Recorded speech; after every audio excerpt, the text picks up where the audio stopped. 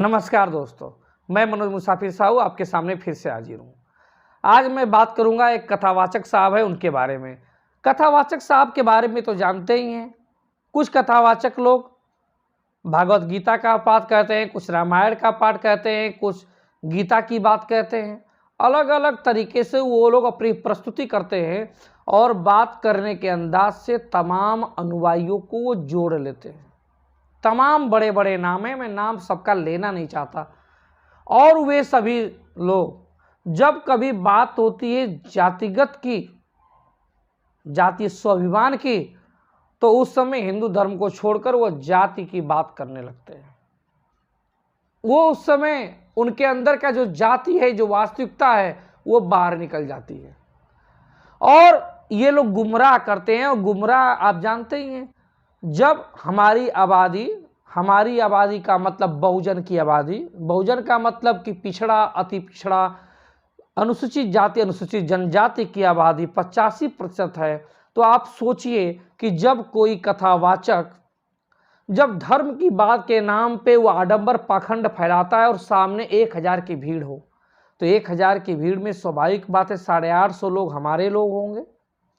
अब 850 लोग हमारे लोग होंगे तो उन पर, अब चूंकि हमारे वर्ग में तो शिक्षा का अभाव है और शिक्षा का अभाव होता है, तो जब ये कथावाचक अपनी बात को रोचक तरीके से रखता है तो रखने के बाद हमारे लोगों के दिमाग को, सोचने की शक्ति को शून्य कर देता है। शून्य कैसे करता है? इनके दिमाग में उलूल जुलूल इतनी बातें भर देता है कि वो लोग सोचते हैं कि भगवान के नाम पे ये जो बोल रहा है वही सत्य है और जो हम जानते हैं वो असत्य है। ये जो बोल रहा है वो सत्य है, बाकी सब इस दुनिया की बातें झूठ और मक्कारी हैं। वो किसी की बात नहीं सुनता, हम लोगों की बात तो एकदम नहीं सुनेगा। जितने भी लोग इस पाखंडवाद से दूर होने की बात करेंगे उनको वो गाली देगा, उनकी इज्जत नहीं करेगा, उनकी बात को नहीं मानेगा। लेकिन जितने लोग पाखंडवाद की बात करेंगे उस पर वो खुश होगा। ये बड़ा विडंबना है। अब जैसे मैं बात कर रहा हूं एक वीडियो में, इस वीडियो को मैं आपको प्ले कर रहा हूं, इसको देखिए। इस वीडियो में कथावाचक बाबा है। ये बाबा जी बड़े आराम के साथ क्या बता रहे हैं, थोड़ा सा इनको सुनिए, फिर मैं उसकी बात करता हूं आपको। थोड़ा इस वीडियो को पहले देख लीजिए। बच्चा एग्जाम देने जा रहा है, पढ़ाई करने जा रहा है और पास नहीं हो रहा है, या उसको आपको लग रहा है इसने पढ़ाई नहीं करी, पास नहीं होगा, तो शहद, बेलपत्री की बीच वाली पत्ती पर शहद लगा लीजिए और शंकर भगवान के शिवलिंग पर जाकर उसको बच्चे के हाथ से चिपकवा दीजिए। बच्चे ने भले पढ़ाई नहीं करी हो पूरी साल, पर बच्चा उस सब्जेक्ट में जिस दिन वो बेलपत्री चिपका कर आएगा उस दिन उस सब्जेक्ट में बच्चा पास होकर ही रहेगा, उसका एग्जाम उसको अच्छा प्राप्त होगा। आपका बच्चा। अब ये वीडियो में आपने देखा कि भाई साहब ये कह रहे हैं बाबा जी, अब सामने भीड़ तो होगी, मैं तो 1000 बहुत कम बता रहा हूँ, 10,000 का 50,000 भीड़ होगी। अब मेरे लोगों की संख्या समझ लीजिए कि पिछड़े वर्ग के लोग उसमें कितने ज़्यादा होंगे। अब उसमें क्या होगा, ये कह रहे हैं कि तुम पढ़ाई लिखाई के लिए, अपने बच्चे के लिए परेशान मत हो। तुम्हारा बच्चा नहीं पढ़ रहा है तो कोई बात नहीं, उसे स्कूल के ट्यूशन कोचिंग की भी ज़रूरत नहीं है, अच्छे विद्यालय की भी ज़रूरत नहीं है। तुम खाली एक काम करो कि इस पत्ते पर, ये बेल का पत्ता है, इस पर शहद लगा लो, शहद लगा के शिवलिंग पे जाके चिपकवा दो अपने बच्चे से। इधर तुम चिपकाओगे, उधर तुम्हारा बच्चा टॉपर हो जाएगा। कह रहे हैं कि जिस पेपर में तुमको कुछ नहीं आता है, उस पेपर के दिन तुम बेलपत्र पे शहद चिपका पोत के जाके शिवलिंग पे चिपका दो। चिपकाने के बाद तुम्हारा बच्चा उस दिन उस एग्जाम में, उस पेपर में टॉप कर देगा, सबसे ज़्यादा नंबर लाएगा। अब उन्होंने कह दिया, तो ऐसा नहीं कि उनकी बात को सबने नहीं सुना, सुना सबने, लेकिन 15% की जो सवर्णों की आबादी है वो सवर्णों ने समझ लिया कि ये बात हमारे लिए नहीं कही गई है। लेकिन 85% जो हमारे लोगों की आबादी है, बहुजनों की आबादी है, इन लोगों के दिमाग में ये बात बैठ जाती है कि बाबा ने जो बोला है ना, बिल्कुल सही बोला है। और अब बच्चों को पढ़ने के लिए परेशान नहीं करना है, भगवान की दया दृष्टि होगी ना तो हमारा बच्चा ऐसे ही एग्जाम में टॉप कर देगा। अब वो लगातार उसे पूजा पाठ में अपने भी करेंगे, उसको भी करवाएंगे।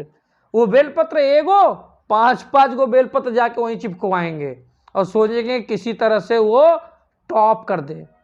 और जब कुछ नहीं बनेगा ना तो फिर बाद में नौकरी वोकरी नहीं लगेगी, नॉलेज तो है नहीं कुछ, क्योंकि खाली बेलपत्र चिपकाया है वो इनके बातों में आके। और वो ठेला लगाता है, और ठेला लगाता है तो वही सवर्ण जिसने बेलपत्र नहीं चिपकाया पढ़ाई की, वो आके इनको गरियाता भी है, फ्री में खाता भी है, और फिर वो इनको गुमराह करता है। ये गुमराह ऐसे होते रहेंगे। ये क्यों बोल रहे हैं बाबा जी? क्योंकि इनकी बात को मानी जा रही होगी ना। ये एक मन से थोड़े बोलते, हर मन से ऐसे ही बात करते हैं, क्योंकि एक मन से बोलने के बाद इनको अच्छा रिस्पांस मिला होगा। इनको मालूम है, देखा होगा इन्होंने कि कथा समाप्त होने के बाद मेरी इस बात पे कितने बहुजन लोग आए और बाबा के पैरों में उनके पूरे अपने सिर को नवा दिए, झुका दिए।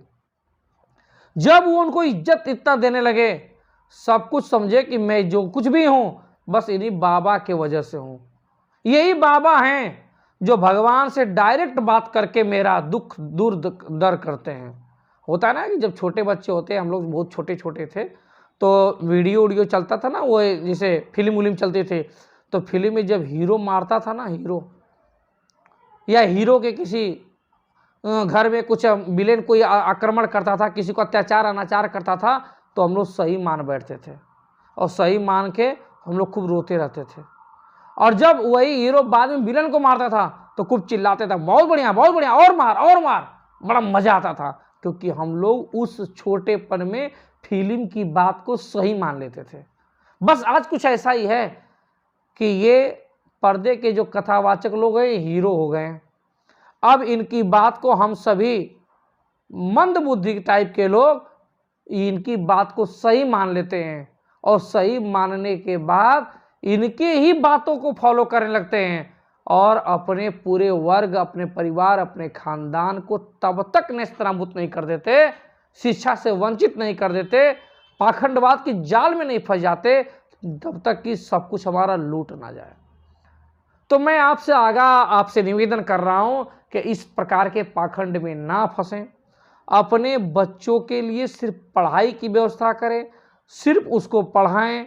जब तक वो बच्चा बड़ा ना हो जाए तब तक उसे अपने गृह के घर के कारोबार में भी व्यस्त ना रखें, और लगातार पढ़ाई के प्रति उसे जागृत करते रहें। धर्म के पाखंड और ब्राह्मणवाद के आडंबर में ना फंसें, इसी में आपकी भलाई है।